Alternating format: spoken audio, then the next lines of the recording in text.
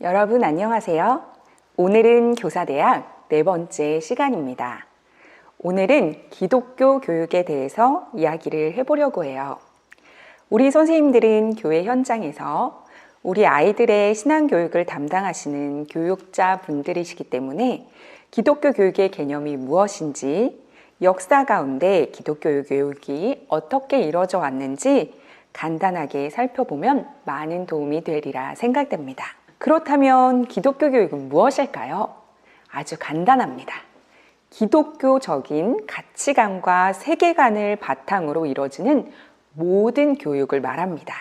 우리는 일반적으로 교회에서, 교회 학교에서 가르치는 것만 기독교 교육이라고 생각하고 있는데 사실은 기독교 교육은 그 범위가 아주 넓습니다. 교회뿐만 아니라 사회, 학교, 가정, 어디서든지 기독교 교육이 이루어질 수 있고 교회 학교 선생님뿐만 아니라 가정에서 부모님의 역할이 매우 중요하다는 것을 알 수 있습니다. 성경을 살펴보면 이러한 부분을 더 자세히 볼 수 있는데요. 구약에 보면 구약 시대는 종교와 교육과 삶이 서로 뗄래야 뗄 수 없이 연결되어 있던 시기였습니다. 종교가 곧 삶이고 삶 자체가 교육의 역할을 했고 또 종교적인 생활 그 자체가 교육 활동이었기 때문입니다. 오늘날처럼 어떤 학교가 있었던 것이 아니었기 때문에 이 시기의 교육의 장은 바로 가정이었습니다. 가정에서 부모님을 통해 자녀들은 하나님을 섬기는 법을 배우고 부모님은 하나님으로부터 자녀 교육의 사명을 받은 교사의 역할을 감당했던 것입니다. 구약시대 이러한 이스라엘의 교육 방식에 변화가 생긴 것은 바로 포로기 이후의 시기였습니다. 그 전에는 주로 구전으로 입에서 입으로 전해졌던 하나님의 말씀이 성경이라는 책으로 문서화되고 회당이라는 기관이 생겨나게 되면서 변화가 되는데요. 이 회당은 포로기 이후 흩어졌던 이스라엘 사람들이 함께 모여서 안식일과 절기를 지키면서 그들의 신앙적 정체성을 다지는 공동생활의 중심이었습니다. 그리고 이 회당의 가장 중요한 기능이 바로 교육이었던 것이죠. 회당이 생겨나게 된 이유는 그 자체가 남의 나라에서 끌려와서 제대로 신앙생활을 하지 못하게 되면서 그 이방 땅에서 태어난 2세, 3세들에게 제대로 된 신앙교육을 해야 할 필요성이 있었기 때문인데요. 당시 사람들은 안식일 외에도 주 2회 이상, 그리고 모든 절기와 금식일에 회당에서 예배를 드렸습니다. 이 회당 예배는 일부 기도회와 2부 교육으로 이루어졌는데요. 교육은 율법서와 예언서에서 택하여 읽고 이를 번역하여 해설해 주는 순서로 진행됐습니다. 이렇게 이루어진 교육을 통해 사람들이 오경과 예언서를 최소한 3년 동안 다 읽고 공부를 할 수 있었던 것이죠. 이 회당의 기능이 아주 중요한 것은 바로 이 회당의 기능의 모체가 되어 유대주의 시대에는 공식적 교육 제도인 학교가 출현하게 되었기 때문입니다. 이 시기의 학교로는 초등교육기관인 책의 집, 벳 하세퍼와 중등교육기관인 연구의 집, 벳 하미드 라시, 그리고 랍비 양성을 위한 고등교육기관인 아카데미가 있었습니다. 초등교육기관인 책의 집은 주로 회당 안에 위치하고 있었고 회당에 상주하던 하잔이라고 불리던 교사가 읽기와 쓰기를 가르치는 일을 담당했습니다. 초등교육기관의 목적은 어린이들에게 율법을 읽고 쓰도록 하여 성인이 되어서 율법을 통달하고 율법의 책임을 완수하도록 함이었습니다. 어찌 보면 오늘의 주일학교와 같은 역할이라고 볼 수 있겠죠. 중등교육기관인 연구의 집은 구전으로 된 율법인 미시나를 연구하고 해석하는 것을 주 목적으로 하였습니다. 오늘날의 노예나 교회에서 성인 대상으로 실시하는 성경 공부와 같은 성격이었다고 볼 수 있죠. 랍비 양성을 위한 고등교육기관인 아카데미는 서기관과 율법의 전문가 양성을 목적으로 하는 기관으로 우수한 인재를 선발, 훈련하는 데 주력하였습니다. 오늘의 목회자 양성 기관인 신학교와 같은 역할을 했던 것이죠. 이상에서 살펴본 구약시대 기독교 교육이 주는 교훈은 교육과 삶과 종교의 밀접한 관련성을 통한 교육이라고 할 수 있습니다. 그들에게 있어서는 종교는 곧 삶이었고 삶은 또한 그 자체로 교육이었습니다. 따라서 교육은 단순한 교수, 학습과 같은 행위로 국한된 것이 아니라 아이들은 신앙 공동체 안에서 태어나고 그 안에서 성장하면서 절기와 통과 의례, 의식과 삶의 주변에 있는 다양한 상징들을 통해 자연스럽게 계약의 백성으로 성장했던 것입니다. 이러한 교육은 현대의 어떤 전문적인 교육 방법보다 힘있는 교육의 역할을 하였습니다. 지금 우리 아이들도 교회 안에서 주일날 교육되는 성경 공부 말씀뿐만 아니라 성인들의, 부모님들의, 성도님들의 행동과 모습을 보고 그대로 배우는 것이 바로 이러한 구약시대의 기독교 교육이라고 할 수 있습니다. 그리고 우리가 절기를 지킬 때마다 엄마 왜 오늘은 보라색이에요? 대림절 예수님을 기다리는 색깔이란다.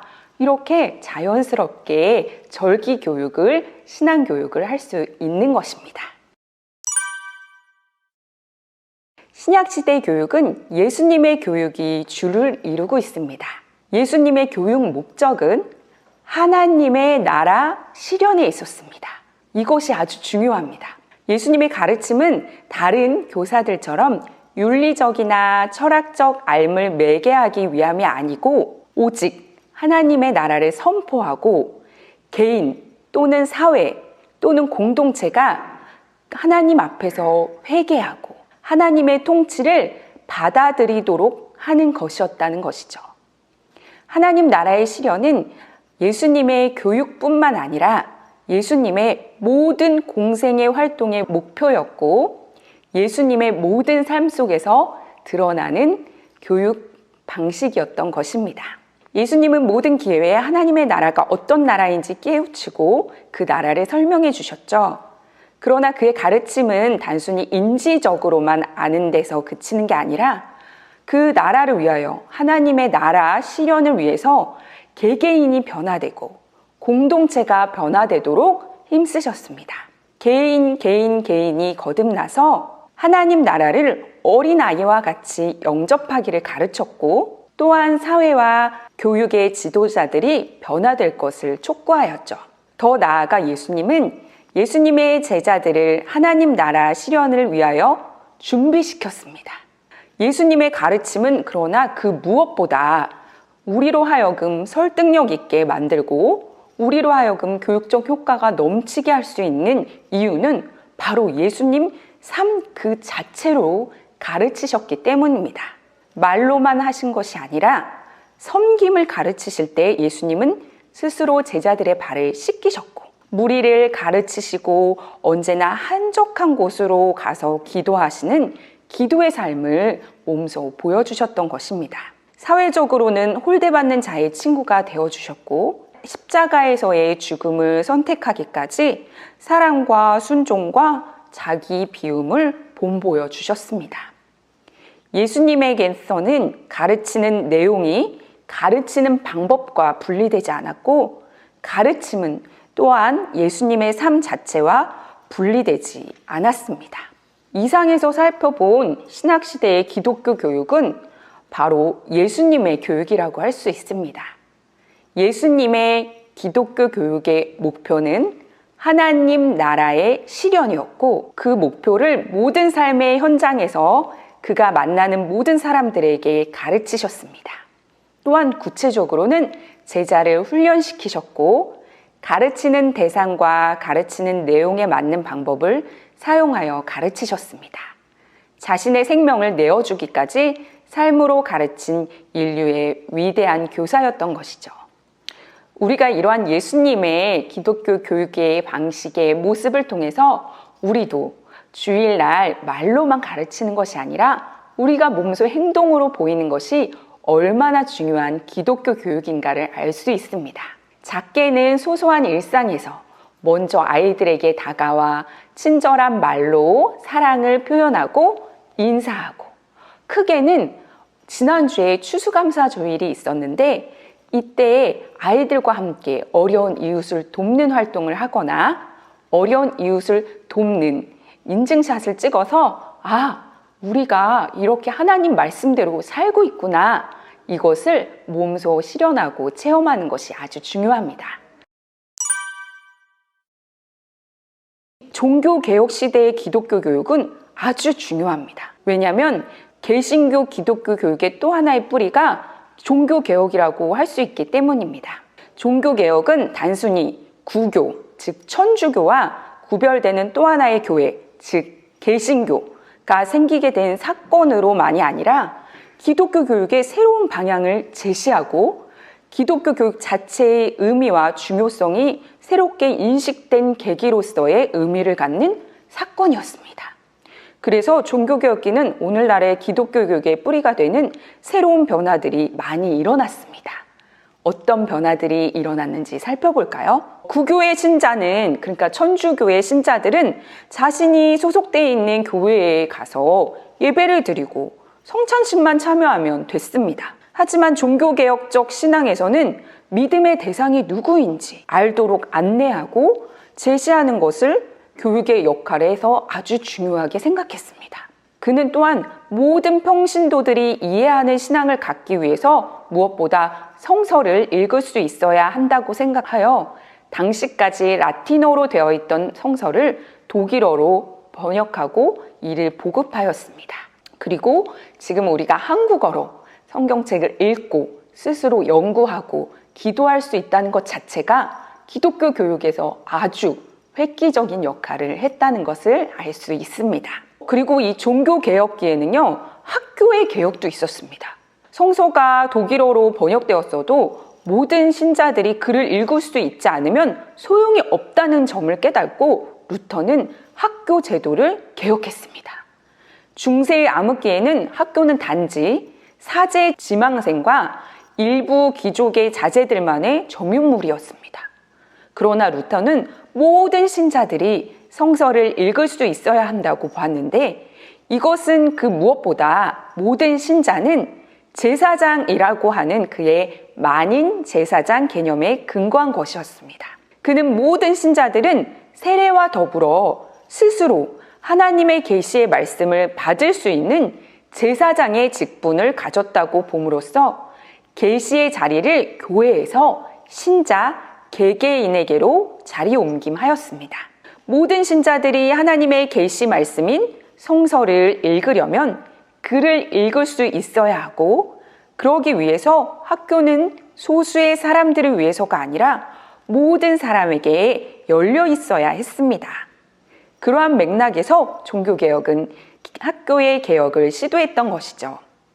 종교개혁기 이전까지 학교는 성직자를 위한 기관으로 교회에 소속되어 있었으나 교육의 대상을 모든 사람으로 확대하면서 학교를 관장할 기관을 교회에서 국가로 옮겼습니다. 국가는 학교를 세워 국민 모두에게 교육의 의무를 다해야 한다는 것입니다. 이와 같은 종교개혁의 사고는 유럽에서 처음으로 소위 공교육의 개념이 생겨나게 된 계기가 되었습니다. 여러분, 지금 우리나라에서 공교육은 나라에서 실시하는 것이고 개 학교에서 또 종교적인 사상을 가르치지 못하도록 되어 있지만, 실은 이 공교육의 시발점은 하나님을 믿는 국가였던 유럽에서 모든 사람들에게 성경을 스스로 읽을 수 있도록, 그리고 모든 교육은 하나님 나라의 실현이라는 그 세계관을 가르칠 수 있도록 공교육을 만든 것입니다.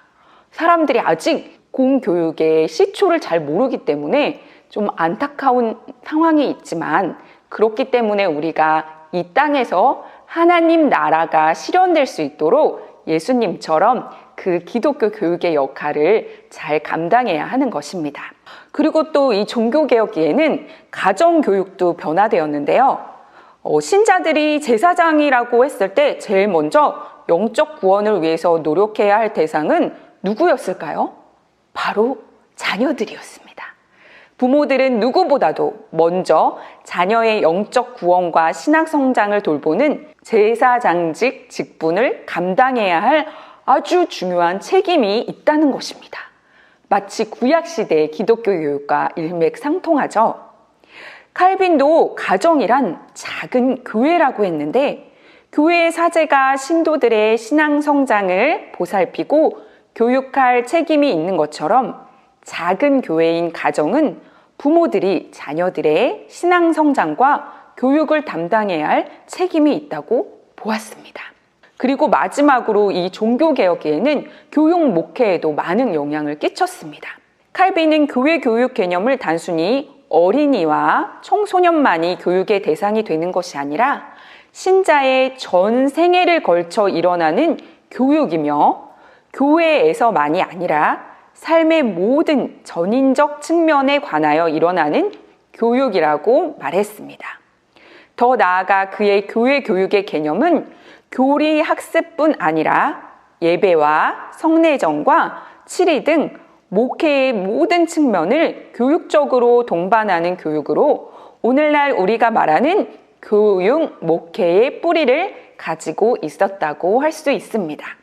이상에서 살펴본 종교개혁기 기독교 교육의 교훈은 종교개혁은 오늘날의 기독교 교육의 세 장, 즉 교회, 가정, 그리고 학교에서 일어나는 교육의 기본적인 방향성을 세우며 또한 각 장들이 어떻게 서로 유기적으로 연결되는지에 관하여 방향을 제시하는 개신교 기독교 교육의 뿌리와 같은 역할을 하고 있다고 볼 수 있습니다. 종교개혁이 교육의 중요성을 새롭게 인식하게 하고 가정과 학교와 교회를 기독교 교육의 중요한 장으로 이해하는데 결정적인 기여를 했다면 주일학교 운동은 오늘날의 교회 학교가 탄생하는 시효가 되었습니다. 제가 이 시간에 잠깐 주일학교의 기원에 대해서 좀 말씀을 드리고 싶은데요. 18세기 말에 유럽에서 산업혁명이 일어났죠. 그런데 이 일로 인해서 빈부의 격차, 그리고 정착되지 않은 공교육 제도, 늘어나는 고아, 어린이의 노동 등이 되게 만연시되는 시기였고 이러한 상태에서 특별히 빈민층 어린이들의 교육적 보살핌을 받지 못하는 상황이 되었습니다. 근데 주일학교는 평일에는 노동이나 기타 여러 가지 여건으로 학교에 다닐 수 없었던 빈민 어린이들에게 교육의 혜택을 주기 위해 출발했습니다. 이러한 어린이들을 주일마다 모아서 알파벳과 성경 공부를 가르친 것이 바로 그 효시가 되었습니다. 우리에게는 로버트 레이크스라는 이 운동의 창시자가 있는데 이 사람은 바로 18세기 중반부터 있었던 자선학교, 즉 노동소년들에게 교육의 기회를 주고 문명퇴치 운동에 앞장서는 사회적 문제들을 극복하기 위해서 노력한 이 운동이 있었는데요. 독일의 경우에도 고아와 빈민의 자녀들에게 교육의 혜택을 주기 위한 학교들이 생겨났는데 이러한 것의 운동이 바로 주일학교 운동의 태동이었던 것이죠. 이 로버트 레이크스는요, 자신이 이제 신문사, 즉 인쇄업을 하고 있었는데 사회 번역에 관심을 갖게 되면서 교도소를 개선하려고 했습니다. 그래서 교도소 봉사 끝에 그가 깨달은 것은 이것은 예방하는 것이 더 중요하다. 그래서 빈민층의 어린이와 청소년들에게 교육을 할 수 있는 일에 헌신하게 되었습니다.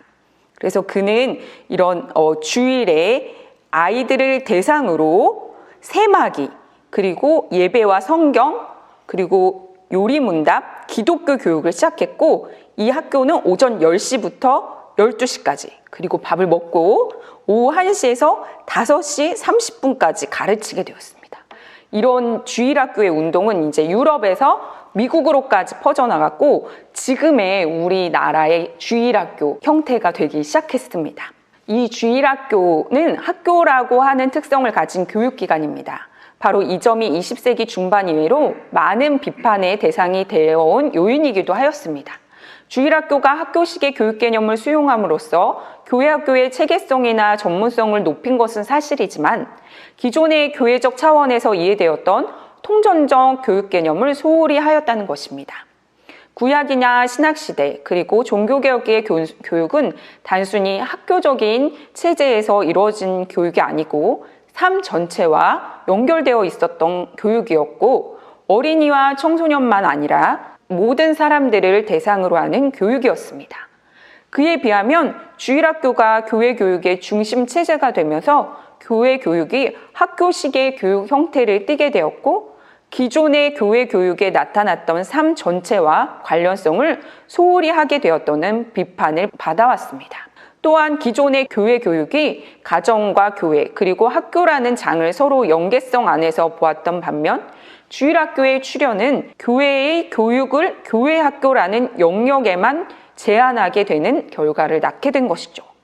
또한 교회학교는 예배와 봉사, 친교, 선포 등과 같은 교회의 다른 기능과의 연계 안에서 이루어졌던 기존의 교육 목회 개념에서 벗어나 오히려 교수, 학습 같은 협의의 교육 개념으로 축소하는 결과를 낳기도 했습니다. 따라서 주일학교는 학교성과 나란히 교회성을 본질로 하고 있다는 점을 망각하지 않고 교회 전체 안에서 교육의 사명을 수행하고 교회가 가지고 있는 기독교 교육의 전통에 접목하며 새 전통을 창조하는 노력을 기울여야 할 것입니다. 교사 여러분, 학교에서 한 학기 동안 들어야 하는 기독교 교육의 개론적인 특징들을 25분 안에 마치려 하니 아무래도 한계가 많이 있었습니다. 하지만 선생님들께서 스쳐 지나가며 들으시면서 버스 안에서 전철에서 운전하시면서 들으시면서 우리가 하고 있는 기독교 교육의 역사를 살짝살짝 훑고 또 각 시기마다의 장단점을 기억하시면서 현 시대에서 현 현장에서 어떻게 접목하면 좋을지 그리고 지금의 기독교 교육의 장단점을 살펴보면서 좀 더 하나님 나라 구현에 알맞은 기독교 교육자가 다 되시기를 소망합니다. 여러분, 주일학교는 정말 좋은 취지에서 시작된 내용이고 많은 아이들에게 좋은 영향력을 끼쳤습니다. 하지만 이것이 또 단점이 되어 기존에 우리가 기독교 교육의 역사를 살펴봤을 때 공동체성을 통해서 통합교육으로 이루어졌던 기독교 교육이 많이 도태되고 있습니다. 그래서 다시 이것을 회복하자고 하며 일어나는 운동들이 바로 통합 예배와 같은 것입니다. 성탄절 때 온 가족이 함께 드리는 예배, 어린이날 때 온 가족과 전체 학생들이 함께 드리는 예배, 이러한 예배들을 계속해서 해마다 늘려가는 것이 중요합니다. 그리고 요즘과 같은 코로나 시대에는 또 가정교육이 아주 중요해서 구약시대에 우리가 행해졌던 그런 교육과 같이 절기교육을 집에서도 행할 수 있습니다. 엄마, 대림절이 뭐예요? 그런 거에 대해서 아이들에게 먼저 알려줄 수 있는 부모와 교사들이 될 수 있어야겠죠. 여러분께서 반복해서 한번 들어보시고 오늘날 기독교 교육에서 어떤 것을 접목해야 될지 한번 살펴보시는 귀한 시간이 되었으면 좋겠습니다. 감사합니다.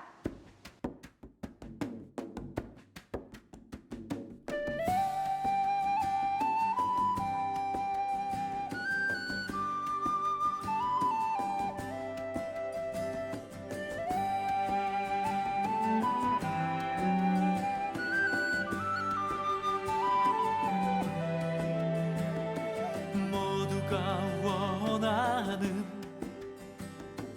넓은 길을 버리고 저 빈들 광야로 나아가세.